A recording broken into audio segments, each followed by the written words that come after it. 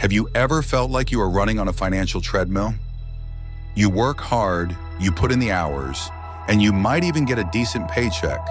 But at the end of every month, your bank account is back to zero. It feels like the money just evaporates, leaving you wondering where it all went while you stay stuck in the same place. Most people think the solution is just to earn more, but history tells a different story. In this video, we are going to explore why hard work alone is never enough to build wealth. We are doing a deep dive into George S. Clason's timeless classic, The Richest Man in Babylon. This is not just a collection of old stories. It is a strategic framework for financial mastery that has worked for thousands of years. Today, you are going to learn the 7 cures for a lean purse and the 5 laws of gold. By the end of this deep dive, you will understand how to transform your income into a self-sustaining empire and why the soul of a free man is the most important asset you will ever own. We begin with a man named Bansir. He was a master chariot builder in Babylon, the wealthiest city in the ancient world. Bansir was excellent at his craft, yet he was broke. He sat on his wall one day, looking at his unfinished work, realizing that despite a lifetime of labor, he had nothing to show for it but a few copper coins and a hungry family.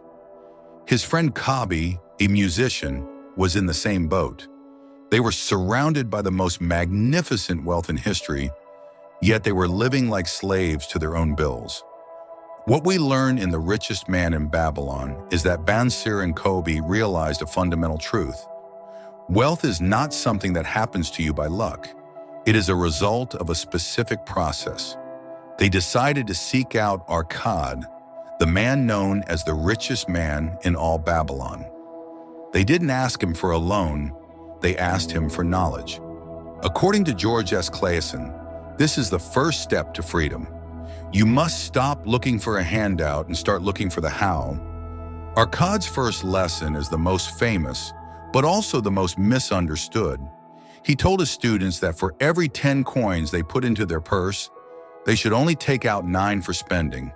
In modern terms, this is the pay yourself first principle. Most of us pay the landlord, the grocer, and the internet provider first, and we hope there is something left for us at the end. But Akkad argues that if you do this, you are working for everyone else except yourself. Think of it this way. If you work a 40-hour week and spend every cent, you have effectively worked 40 hours for other people. You are a slave to your expenses. By keeping at least 10%, you are starting the foundation of your wealth. George S. Clason emphasizes that the amount doesn't matter as much as the habit. Whether you earn a little or a lot, that 10% belongs to you and your future. It is the seed from which your wealth tree will grow. The biggest objection people have to saving 10% is that they can't afford it. Akkad had a brilliant response to this. He asked his students to look at their neighbors. Some earned twice as much as others. Yet all of them had empty purses at the end of the month. Why? Because of what we now call lifestyle creep. In The Richest Man in Babylon, the author explains that our necessary expenses will always grow to equal our income unless we protest. To cure a lean purse, you must distinguish between your necessary expenses and your casual desires. You have to realize that you cannot gratify every whim. By budgeting your expenses, you ensure that you have money for your necessities, money for your enjoyments, and most importantly, that your 10% remains untouched. Controlling your spending isn't about deprivation. It is about choosing your future security over a temporary craving. Saving is just the beginning. A pile of gold sitting under a mattress is useless. Akkad tells us that every coin you save is like a slave that works for you. Every copper that coin earns is like a can also work for you. This is the ancient version of compound interest. The author argues that true wealth is not the money you have in your pocket, it is the income stream you build. In the book, Akkad tells the story of how he first invested his savings. He didn't just spend the interest on feasts and wine. He reinvested the earnings so that his army of golden slaves grew larger and more powerful. What we learn in The Richest Man in Babylon is that your goal should be to create a source of wealth that flows into your purse, whether you are working, traveling, or sleeping. If you are finding value in this deep dive into ancient wisdom, take a second to like this video and subscribe to the channel. We are dedicated to mastering financial literacy and building the business acumen you need to thrive in the modern world. By joining this community, you are taking the same step Bansir and Kobe took. You are choosing to seek knowledge over mere luck. Now let's get back to the fourth cure. The first thing people want to do when they have a little bit of money is to make a big score. This is where most people fail. Arkad recounts his own failure when he gave his first year of savings to a brickmaker to buy rare jewels from a far-off land. The brickmaker didn't know anything about jewels, and he was cheated, losing all of Arkad's money. The lesson here is simple: protect your principal. Before you invest, you must ensure that your money is safe and that you can reclaim it if needed.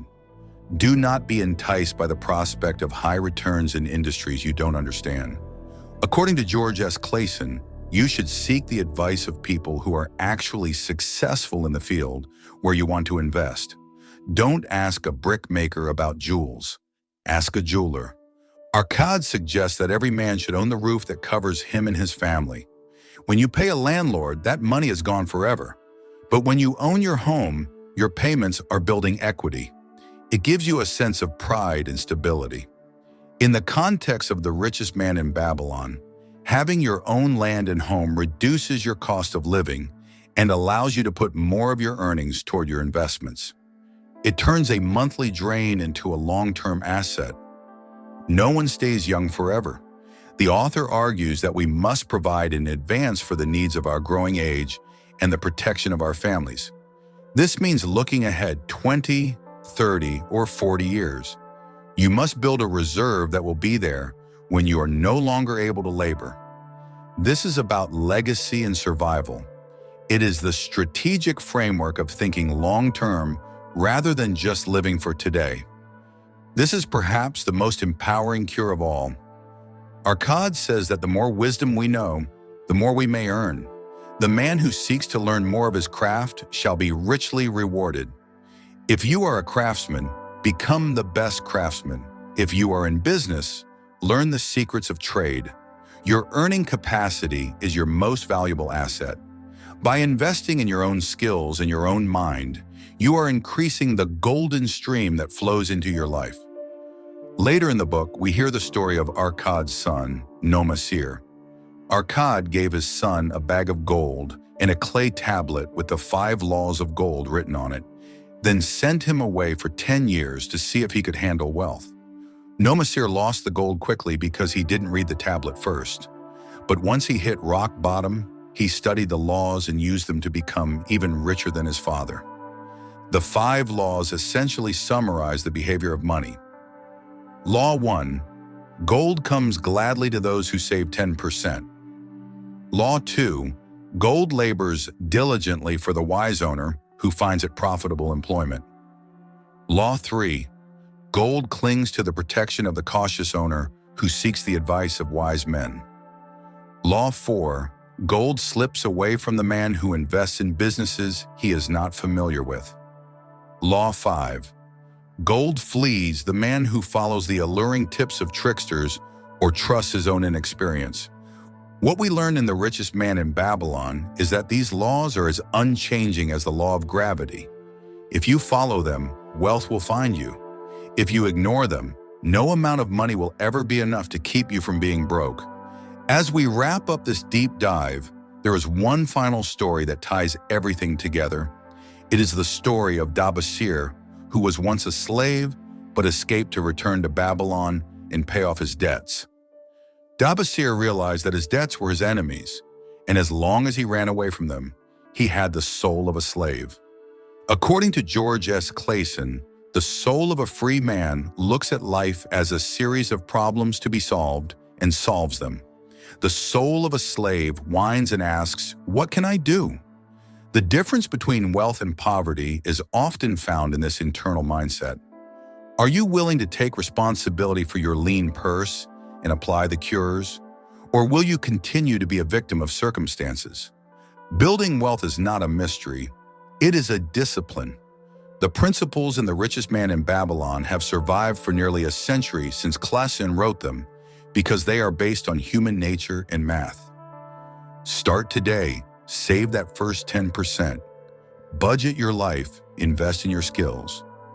If you are ready to take control of your financial future, I highly recommend reading the full text of this masterpiece to get all the nuances of the parables.